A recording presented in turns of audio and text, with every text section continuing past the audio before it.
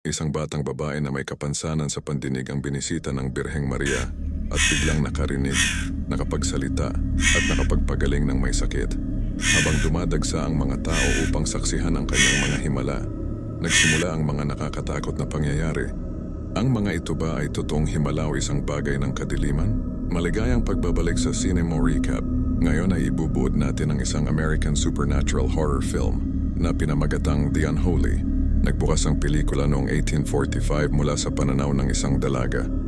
Siya ay ibinitin sa isang puno at ipinako ang maskara sa kanyang mukha bago siya sinindihan ng mga taong bayan, at sila ay nagsalita ng isang inkantasyon habang may hawak na manika sa mukha ng babae.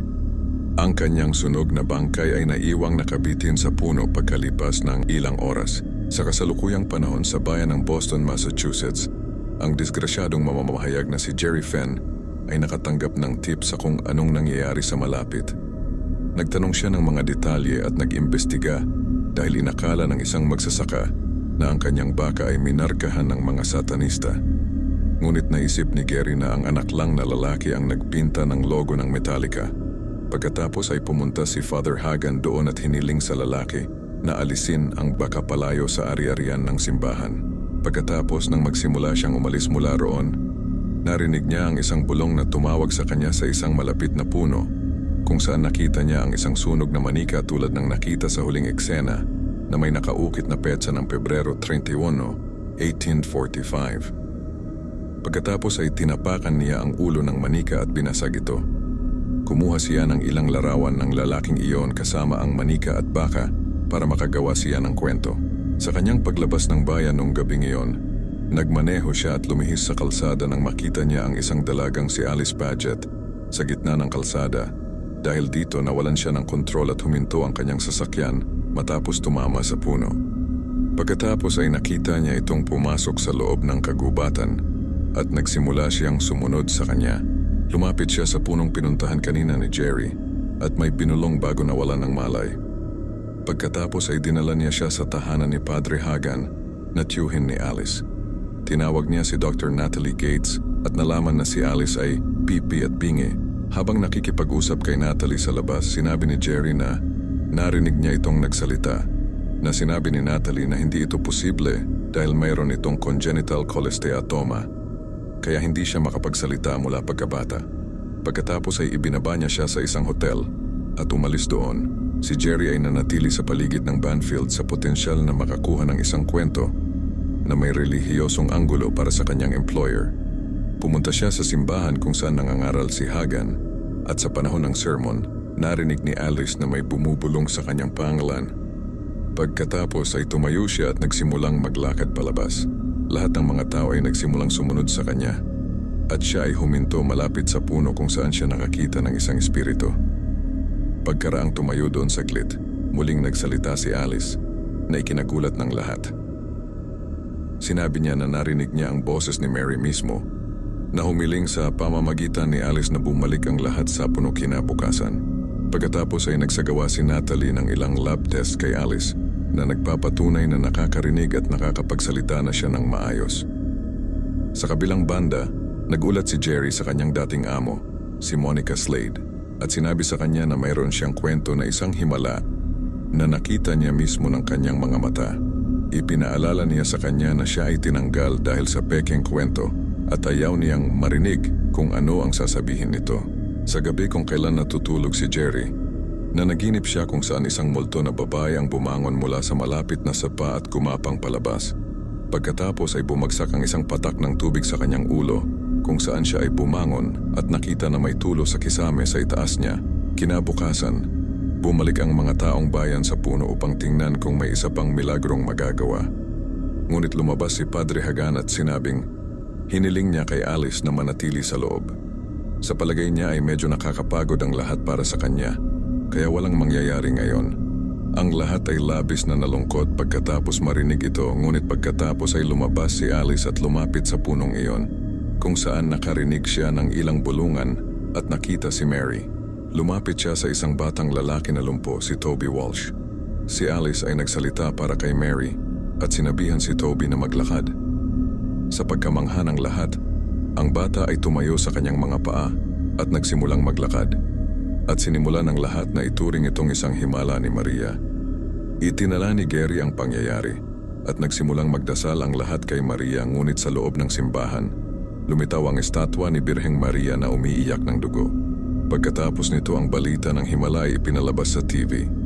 Nakilala ni Jerry si Bishop Giles na nakikipagtulungan kay Monsignor Delgard na ipinadala ng Vatican upang imbestigahan kung talagang gumawa si Alice ng isang himala. Sinabi sa kanila ni Delgard na upang maunawaan ang himalang ito ay nilayon niyang gamitin ang lahat ng medikal na agham at teknolohiyang magagamit upang pabulaanan ang sinasabing himala at ilantad ang anumang panlilinlang. Pagkatapos nito ay lumabas si Alice sa harap ng media kung saan tinanong siya ni Jerry kung ano ang gusto ni Mary. Sinabi ni Alice ang kanilang pananampalataya. Pagkatapos ay nalaman natin na si Padre Hagan ay may sakit at ang simbahan ay malapit ng gawing dambana. Dito tinanong ni Gary kay Giles na siya lang ang makakausap ni Alice at nangako siyang magiging patas at personal siyang tatamaan kung ang mga himalang ito ay lalabas na hindi totoo. Hindi sumang-ayon si Delgard sa kanya, ngunit sinabi ni Giles na nais niyang bigyan ng pangalawang pagkakataon si Jerry. Pumunta si Hagan sa puno at nakita ang sirang manika sa lupa. At sa panahong ito nakita natin ang isang makamulto na aparisyon na lumitaw at sinundan siya. Nag-set up si Jerry ng isang panayam kay Alice kung saan sinabi niya na gustong maabot ni Mary ang pinakamaraming tao hanggat maaari. Tinanong siya ni Gary kung bakit siya ang pinili ni Mary. Sinabi niya na binigyang boses ni Maria ang walang boses. Nanalangin siya sa kanya at pinagaling niya siya. Binuksan niya ang kanyang sarili kay Mary at tinanggap siya. Sinabi niya sa kanya na sinabi sa kanya ni Mary na nami-miss niya ang kapangyarihang taglay niya noon sa kanyang mga salita at na siya ay nakakita ng isang taong nangangailangan ng kanyang tulong. Sinabi niya na dapat niyang ipalaganap ang tinig ni Maria sa mundo. Pagkatapos ay pumunta doon si Father Hagan at sinabing gusto niyang makausap si Jerry ng pribado. Sinabi niya kay Jerry na huwag samantalahin si Alice at gamitin siya para sa personal na mga pakinabang, at pagkatapos ay nagsimulang umubo ng malakas dahil sa kanyang emphysema. Dito natin nalaman na nag-aalala si Hagan kay Alice dahil saan man pumunta ang banal, sumusunod ang mga masama. Sinabi niya sa kanya na bago ito, sinumang nakakita kay Maria ay nabaliw o namatay. Nang bumalik si Jerry sa kanyang hotel sa gabi, lumabas ang isang multo na aparisyon sa kanyang likuran. Si Jerry ay nakaupo sa simbahan kasama si Delgard, habang si Alice ay nagsasanay sa pagkanta kasama si Hagan. Nagsimula siyang magkaroon ng isang matinding pag-ubo kung saan siya ay nag-collapse. Habang tumatawag si Jerry ng ambulansya, ipinatong ni Alice ang kanyang kamay sa dibdib ni Hagan at bigla siyang nakahinga muli ng normal.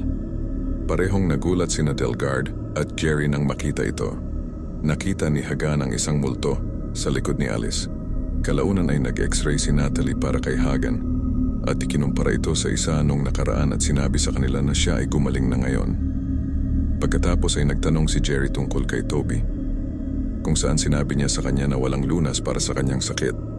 Ngunit ngayon ay ganap na siyang gumaling at nakakalakad ng maayos. Ngayon sa paniniwalang si Alice ay tunay na nagpagaling sa kondisyon ni Hagan, ang puno ay opisyal na idineklara na isang dambana at ang Banfield ay nagsimulang makakuha ng mas maraming turismo. Pagkatapos ay nakatanggap si Jerry ng isang tawag mula kay Monica at hiniling niya sa kanya na magtrabaho muli. Ngunit sinabi niya sa kanya na kailangan niya ang posisyon ng editor dahil mayroon siyang autoridad na makipag-usap kay Alice at upang maabot siya kailangan nilang dumaan sa kanya. Nakita natin si Hagan na naninigarilyo sa simbahan kung saan may narinig siyang bulungan at nakakita ng bitak sa gitna ng dingding. Siya ay lumabas na may dalang isang libro kung saan nalaman niya ang isang bagay tungkol sa Diablo at pagkatapos ay nakita natin siya sa pamamagitan ng isang maskara. Kinalaunan ay nakipag-usap si Jerry kay Natalie tungkol sa manika kung saan sinabi nito sa kanya na ang mga partikular na manika ay sinadya upang maging swerte, ngunit kilala rin sa pagtrap ng masasamang bagay at paglalagay ng imposibleng petsa o Pebrero 31 upang panatilihin ang mga ito sa loob magpakailanman. Pagkatapos ay lumakad sila sa parehong sapa na nakita niya sa kanyang panaginip. Sinabi niya kay Natalie na nakita na niya ang lugar na ito noon at sinabi niya sa kanya na Noong 1845, ito ay naging pag-aari ng simbahan. Pagkatapos ay nakita niya ang ilang mga bula na tumataas sa tubig at muli niyang nakita ang aparisyon. Sinabi niya kay Natalie na gusto niyang makita si Hagan dahil may nangyari rito na konektado sa simbahan. Samantala si Hagan ay nakakita ng isang tao sa kumpisalan. Pumunta siya doon kung saan narinig niya ang maliwanag na tinig ni Maria na nagpahayag na kinuha niya ang pangalan ng Panginoon sa walang kabuluhan, naging mapag-imbot, may maruming pag-iisip, sinira ang maraming buhay at ngayon ay naparito siya para sa kanya. Sinabi niya sa kanya na pinagaling niya siya at sa halip na pananampalataya, iginanti niya rito ay pagdududa. Ngayon si Padre Hagan ay natakot ng husto. Pagkatapos, marinig ito at sinabi sa kanya ni Maria na binigyan siya ni Satanas ng kapangyarihang gumawa ng mga himala. Pagkatapos ay lumabas si Hagan sa takot at hinarap siya ng multo ni Maria at ang nagtanong sa kanya kung sino ang mas makapangyarihan. At pagkatapos ay inatake siya nito. Matapos ng ilang oras nang pumunta si Jerry sa simbahan, nakita niya si Hagan na nakabitin sa leeg sa isang maliwanag na pagpapakamatay. Matapos ilabas ng mga medik ang kanyang katawan, kinausap ni Jerry si Giles na humihingi ng kanyang pagpapasya sa bagay na ito. Kinausap muli ni Jerry si Alistair at sinabi niya na gusto ni Mary na ipagpatuloy nila ang kanyang trabaho. Dito tinanong siya ni Jerry kung ito ay maaaring gawa ng ilang puwersa ng demonyo at sinabi niya na ang pagdududa ay nagpapahina sa pananampalataya. Ngayon pagdating ni Jerry sa kanyang hotel sa gabi, muli niyang narinig ang bulungan at sa pagkakataong ito ay nakita niya si Mary at nawala sa susunod na sandali. Habang sinusuri ang footage sa gabing iyon, pinabagal niya ang footage upang makita ang isang bagay na nakatago. Ang multo ni Mary ay panandaliang lumabas. Sa panahon ng libing ni Hagan, tumingin sina Jerry at Natalie sa basement ng simbahan upang hanapin ang mga talaan ng simbahan kung saan nakakita sila ng mga dokumento sa Latin tungkol sa mga demonyo at mangkukulam. Nakahanap sila ng isang nakasulat tungkol kay Maria Eleanor na isang manggagamot sa kanyang panahon. Ngunit sino mang magalinlangan sa kanya ay makakatagpo ng isang malungkot na kapalaran. Pinalingan ng mga taong bayan si Maria at siya ay nahuli at inilubog sa nagyayalong tubig ng Perkwood Creek. At siya ay nagtapat na nagtatrabaho para kay Satanas. Bilang parusa, isang maskara ng Birheng Maria ang ipinako sa kanyang mukha at sinunog hanggang sa mamatay habang kinukulong ang kanyang espiritu sa manika na sinira ni Gary. Tumayo si Alice sa panahon ng serbisyo at sinabi sa mga tao na gusto ni Mary na magtipon sila sa dambana para sa isang espesyal na serbisyo. Ngayon dito nila naintindihan na si Hagan ay pinatay dahil malamang na nalaman niya ang katotohanan at ang mga himalang ito ay hindi mula sa Diyos at si Mary Eleanor ay nagpapanggap bilang Birheng Maria na gumagawa ng gawain ng dyablo. Nakarinig si Jerry ng boses at biglang lumabas si Mary at inaatake sila, ngunit nagawa nilang makatakas. Mula doon, susunod pumunta sina Jerry at Natalie sa Archdiocese ng Boston kina Giles at Delgard upang ipakita sa kanila ang mga natuklasan ni Hagan kay Mary. Ngunit sinabi sa kanya ni Giles na alam na niya ang tungkol dito. Sinabi ni Delgard na hindi siya sinabihan tungkol dito at ayaw ni Giles na may huminto sa serbisyo. Nang maglaon ay nagsaliksik pa si Jerry tungkol kay Mary at sinabi kay Natalie na bago namatay si Mary, nagkaroon na siya ng anak na inampon ng isang lalaking nagngangalang Nicholas Paget na nangangahulugang si Alice ay kaapu-apuhan ni Mary at si Mary ay nakipagkasundo sa dyablo upang mabuhay sa pamamagitan ng kanyang mga anak at kanilang mga anak. Biglang nasunog ang dokumentong binabasa nila. Nakita ni Jerry ang isang estatwa ni Mother Mary na kumakaluskos mula sa loob kung saan lumabas si Mary. Ngayon ay sasalakay na niya siya ngunit pagkatapos ay dumating si Delgard at itinaboy siya. Ngayon ay kumbinsido sa sinasabi ni Gary. Sinabi niya na ang lahat ng mga taong naniniwala sa kanya ay nagbibigay sa kanya ng higit pang mga kapangyarihan. Ngayon ay kasama ni Delgard sina Jerry at Natalie sa simbahan upang basbasan ang manika at subukang ibalik ang espiritu ni Mary sa manika. Nang sinindihan niya ang posporo, lumabas si Maria na nakatayo sa likuran niya na pinapatay ito. At pagkatapos, ay biglang kumalat ang apoy hanggang sa malaking krus sa dingding na nahulog at tumama kay Delgard at nasunog siya. Tumakbo sina Jerry at Natalie at pumunta sa serbisyo. ang serbisyo ay isinagawa na si Mary ay nakatakdang tanggapin ang lahat ng pananampalataya ng mga tao sa bayan upang maging mas makapangyarihan. Dumating doon sina Jerry at Natalie at napagtanto na ang tanging paraan para pigilan si Mary ay ang pagdudahan ng lahat ng dumalo ang kanyang kapangyarihan. Ngayon ay halos hikayatin ni Mary ang karamihan na ibigay ang kanilang mga kaluluwa kay Mary, ngunit pagkatapos ay ginulo siya ni Natalie. Sinabi ni Jerry sa karamihan na pineki niya ang buong bagay at si Alice ay hindi talaga isang manggagamot, na gumawa lang siya ng ilang kwento tungkol sa kung ano ang kanyang narinig at ang paglakad ni Toby ay placebo effects lang. Sa pagsali ni Natalie, nagsimulang mag-boo ang mga tao at itinakwil ang kanilang pananampalataya. Ngayon ay sinabi ni Mary kay Alice na kung hindi nila ibibigay ang kanilang kaluluwa sa kanya, hindi siya kailanman makakapagsalita. Ngunit sinabi ni Alice na nagsasabi ng totoo si Jerry at hindi totoo si Mary. Nagalit si Mary at sinimulang sunugin ang puno. Ngayon ay nagdulot ito ng kaguluhan at muling nawalan ng kontrol si Toby sa kanyang mga binti at dinala siya ni Natalie palabas sa ligtas na lugar.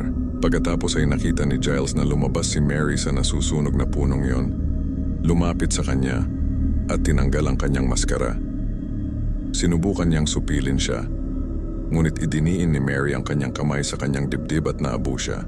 Nang makita ito, nagsimulang tumakbo si Jerry kasama si Alice, ngunit bigla siyang sumulpot sa harap nila. Pagkatapos ay itinapon niya si Jerry sa lupa at nagsimulang gumapang patungo sa kanya. At nang papatayin na niya ito, humarang si Alice at tinamaan siya. Dahil sa napatay ni Maria ang kanyang huling apo, ang kanyang espiritu ay hindi na mabubuhay at siya ay sumigaw habang siya ay nawalang tuluyan. Pagkatapos ay hinawakan ni Jerry ang katawan ni Alice at lumuluhang nanalangin para sa kanyang kaligtasan. Bigla siyang nabuhay at niyakap siya ni Jerry. Sa sumunod na eksena, sina Jerry at Natalie ay sumama kay Alice sa libingan ni Hagan upang parangalan siya. Bagamat pinginan naman si Alice, nakahanap siya ng paraan para makipag-usap sa kanya. Sinabi niya kay Natalie na natigilan siya na nakaligtas si Alice dahil wala itong pulso at hindi humihinga ng hawakan siya nito. Ngunit inisip ni Natalie na marahil ito ay totoong himala. Huling makikita natin ay ang rebulto ng Birheng Maria na umiiyak na naman ng dugo, na ibig sabihin ay makakabalik pa si Maria. Huwag kalimutang mag-subscribe at panoorin ang iba pang video sa aming YouTube channel. Salamat sa panonood.